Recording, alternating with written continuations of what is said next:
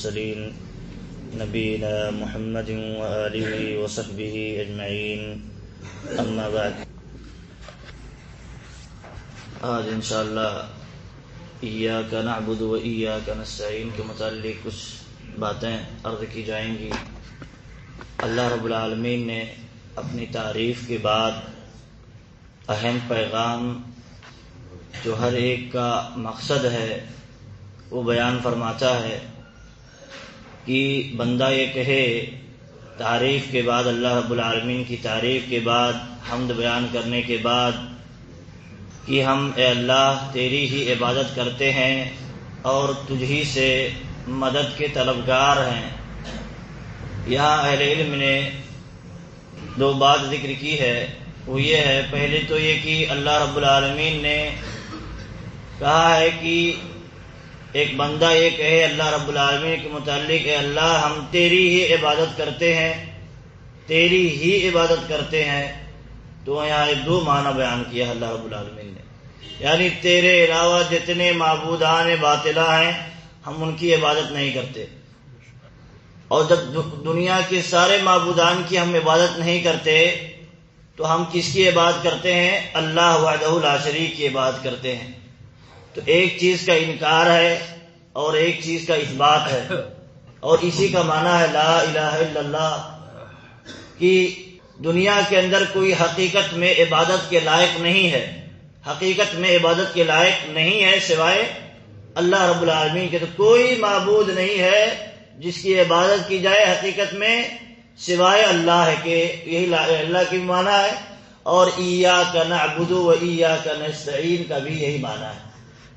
تو آپ دیکھیں جیسے بہت سارے لوگ، بہت سارے آج افکار عام ہوتے ہیں، بہت زیادہ لوگ کہتے ہیں کہ جیسے سارے کے سارے دھرم کے لوگ صحیح ہیں، برحق ہیں، ان کو برا بھلا نہ کہا جائے. ان کو برا بھلا نہ کہا جائے ہم بھی کہتے ہیں، لیکن ان کے عمل کو، ان کے کام کو غلط نہ کہا جائے یہ کوئی نہیں کہہ سکتا.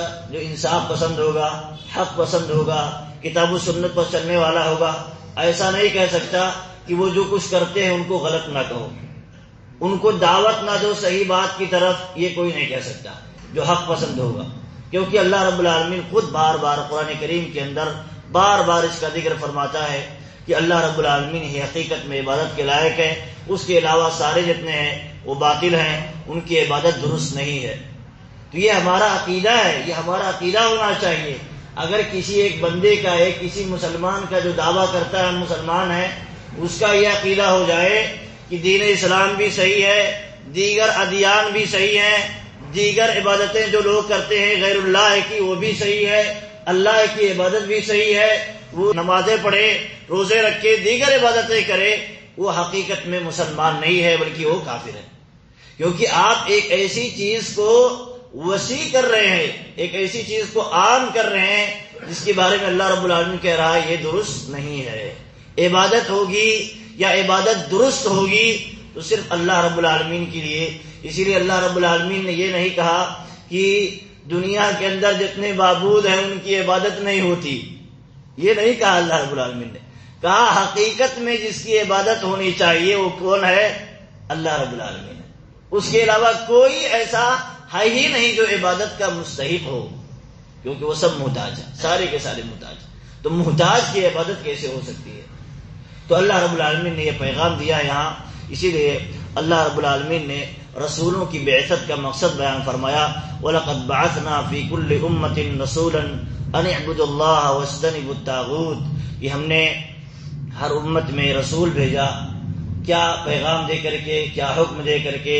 یہ حکم دے کر کے أَنِ اعْبُدُوا اللَّهَ، کہ تم خود اللہ کی عبادت کرو اور لوگوں کو بھی اللہ ہی کی عبادت کی دعوت دو.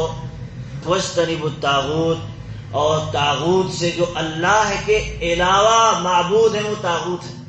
کوئی بھی انسان ہو، جانور ہو، پتھر ہو، مورتیاں ہو، کسی بھی شکل میں ہو، کوئی بھی ہو، وہ کیا ہے؟ طاغوت ہے.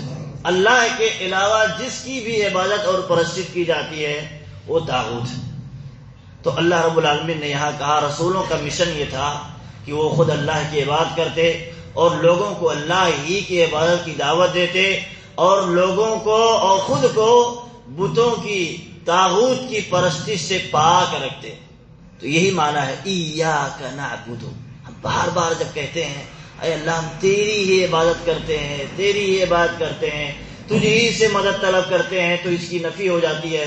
تیرے علاوہ جتنے بھی ہیں ہم اس کی عبادت نہیں کرتے. تیرے علاوہ جتنے بھی ہیں ما فوق الاسباب ہیں، جو چیزیں ہیں اس میں ہم ان سے مدد نہیں لیتے. جو اسباب سے باہر چیزیں ہیں اللہ رب العالمین ہی کے ہاتھ میں ہے، کنٹرول ہے، اس میں ہم صرف اللہ رب العالمین ہی سے مدد طلب کرتے ہیں. تو یہ پیغام ہے ایاک نعبد و ایاک نستعین. امام ابن کثیر رحمۃ اللہ علیہ کہتے ہیں اللہ رب العالمین نے اس آیت کریمہ کو بار بار پڑھنے کا جو حکم دیا ہے، ایک راز یہ ہے، ایک راز اس میں یہ چھپا ہے کہ اس میں پورا کا پورا دین سمٹ کر کے آ جاتا ہے. پورا کا پورا دین، جیسے لا الہ الا اللہ کے اندر پورا دین سمٹ کر کے آ جاتا ہے. اسی لیے جو کہہ دے لا الہ الا اللہ محمد رسول اللہ ہم اس کو مسلمان مان لیتے ہیں. اور مسلمان ہونے کے لیے یہ پہلی شرط ہے کہ لا الہ الا اللہ محمد رسول اللہ کا اقرار کرے.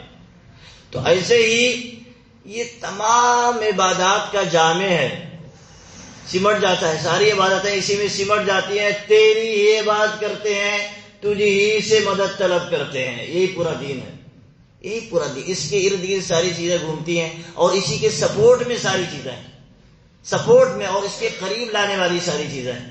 وہ اصل یہی ہے اللہ ہی کی عبادت اور اللہ ہی سے مدد. سلف صالحین کہتے ہیں کہ اس کی راز یہی ہے. سورہ فاتحہ کے اندر اور بھی ساری چیزیں ہیں. سورہ فاتحہ میں جو چیزیں ذکر کی گئی ہیں وہ ساری چیزیں ایاک نعبد و ایاک نستعین کے ارد گرد گھومتی ہیں. جیسے اللہ کی تعریف، اللہ کے مطلب اسماء و صفات کا ذکر، اس کے بعد اللہ رب العالمین کے خوف، وہ قیامت کے دن مالک ہوگا، اس کا ذکر ہے. اس کے بعد اصل مقصد بیان کیا گیا ہے، اصل مقصد عبادت.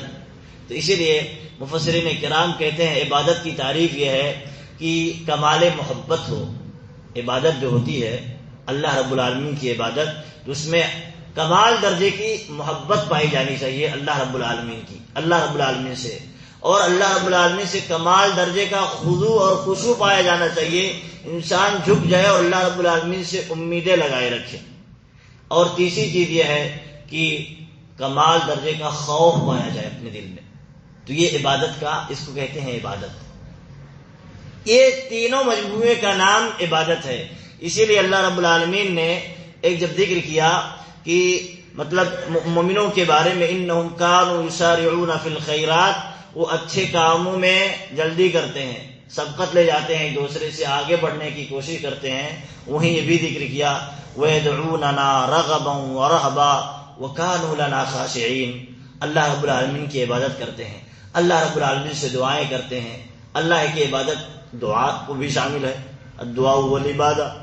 تو کہتے ہیں کہ وہ دعائیں کرتے ہیں اللہ رب العالمین سے امید لگاتے ہوئے، اللہ سے امید لگاتے ہوئے کہ ہم جس چیز کے لیے دعا کرتے ہیں اللہ تعالیٰ پورا کرے گا، یقین ہے. اور رہبا، ڈرتے ہوئے بھی کہ کہیں اللہ رب العالمین جو عذاب دے رہا ہے یا جو چیزیں رکھی ہیں، کہیں اگر ہم سے غلطیاں ہوں گی تو ہماری گرفت بھی فرما لے گا. ڈر بھی رہے کہیں اس چیز کے اندر کوئی بدعت و خرافات داخل ہو جائے، شرک داخل ہو جائے، اللہ کے علاوہ کی سے دعا شامل ہو جائے، اللہ تعالیٰ ہماری گرفت فرما لے گا. وَكَانُوا لَنَا خَاشِعِينَ، اور ہمارے ہی سامنے وہ جھکنے والے ہیں، خشوع کرنے والے ہیں، ڈرنے والے ہیں. تو دیکھیے اللہ رب العالمین نے یہاں بھی اس کا مجموعہ ذکر فرما دیا ہے کہ عبادت جو ہوتی ہے اسی مجموعے کا نام ہے. خوف ہوگا، امید ہوگی اور خشوع خضوع پایا جائے گا. اللہ رب العالمین کے لیے محبت پائی جائے گی، خشوع خضوع کے ساتھ اللہ کی عبادت ہوگی. تو یہی عبادت ہے اصل، اور اسی کے مجموعے کا نام عبادت ہے. اس چیز کے ذریعے جو چیز عمل میں آتی ہے وہی حقیقت میں عبادت کہلاتی ہے، ورنہ اس کے اندر وہ ریاکاری ہو جائے گی، ورنہ وہ شرک ہو جائے گا، ورنہ اور بھی چیزیں اس کے اندر داخل ہو سکتی ہیں، وہ اللہ رب العالمین کے یہاں مقبول نہیں ہوگا. یہ چند باتیں تھیں جو ایاک نعبد و ایاک نستعین کے متعلق. اور باتیں ہیں جو اس پر ہمیں رکنے کی ضرورت ہے، کیونکہ یہی الحمدللہ رب العالمین کا پورا خلاصہ ہے. اور امام ابن کثیر رحمۃ اللہ علیہ کہتے ہیں، سلف صالحین کہتے ہیں، یہ پورے قرآن کا راز جو ہے، پورے قرآن کا راز پورے قرآن کا راز یہی ہے. سورہ فاتحہ کا راز تو ہے ہی ہے، پورے قرآن کا راز یہی ہے. ایاک نعبد و ایاک نستعین. تو تھوڑا اس پر رک کر کے اور اس کے متعلق جو شبہات پیدا ہو گئے ہیں تو اس پر ٹھہر کر کے کچھ غور کرنے کی ضرورت ہے. اللہ رب العالمین سے دعا کہ اللہ رب العالمین جو کہ ہم سنتے ہیں اس پر ہمیں عمل کرنے کی توفیق دے. آمین. السلام علیکم ورحمۃ اللہ وبرکاتہ.